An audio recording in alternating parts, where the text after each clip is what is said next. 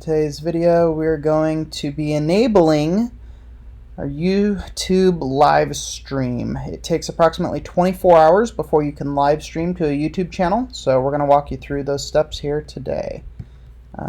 First thing, obviously, sign in. I'm going to be using one of my extra accounts. Alright, so there it is. It's got me all signed in. Now I'm going to come down here and say, we're going to click on the icon. Now we're going to come down here to settings. We're going to click on settings. And then the first thing that you're going to notice is that it automatically had generated this Justin Booth Technical Productions channel. But that's not the channel that I want to be live streaming. Say it's a church service or event or whatever. But I'm going to come here and say add or manage a new channel. We're going to create a new channel, and we're going to call it How to Live Stream. Then we're going to hit create. This is going to be one of our new brand accounts. Okay, and so it will go ahead. There we go. So it has done that now. Our next step, after we've created the channel that we're going to be uploading to, we're going to come over to YouTube Studio. We're going to click on that button. And then YouTube Studio will pop up. It'll tell you that there's a new version of it, goodbye to the classic, yada, yada, yada. Let's just click outside of that. And then what we're going to do is up here in the top right corner is the little radio wave icon, go live. And we're going to click on that.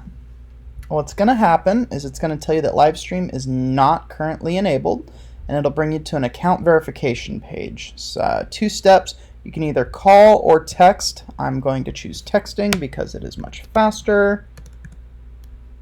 58324. This is my work cell phone number, so if you ever need to get a hold of me, you now have my phone number. It's going to tell me that I have a verification code. And my code that came in, 7633.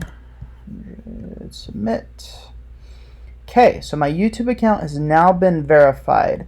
And this is only half the battle, unfortunately, though. When I click on continue, it's going to take me to this page right here, YouTube Studio, and it's telling me that I'll be ready in 24 hours. So your account is up and running. Been the 24 hours. We're going to come up here. We're going to say create, go live. Now it's immediately going to try to go to my webcam. That's probably not the option that you're choosing. You're probably not live streaming it from a MacBook or whatever your device may be. You're probably doing it as a stream. So we're going to say create a title. This title is going to be test event. And then your options here, public, unlisted, or private. Obviously, if you're trying to get this out to the public, recommendation would be public.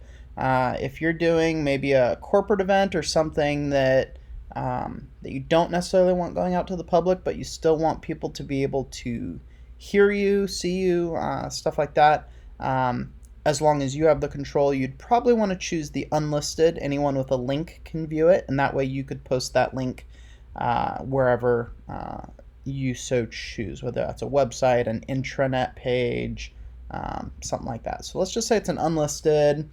We'll give a brief description.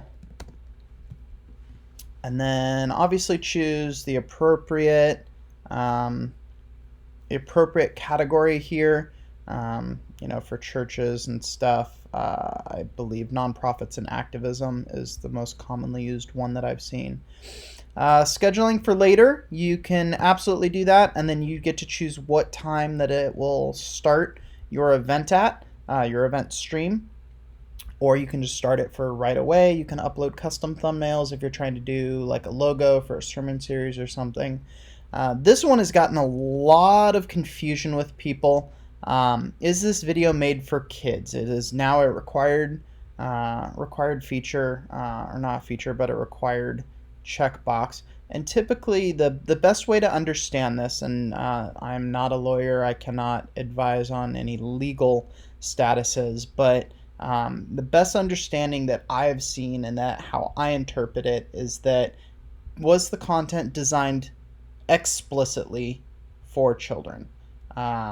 Was it made specifically? Wow, I can use my words correctly.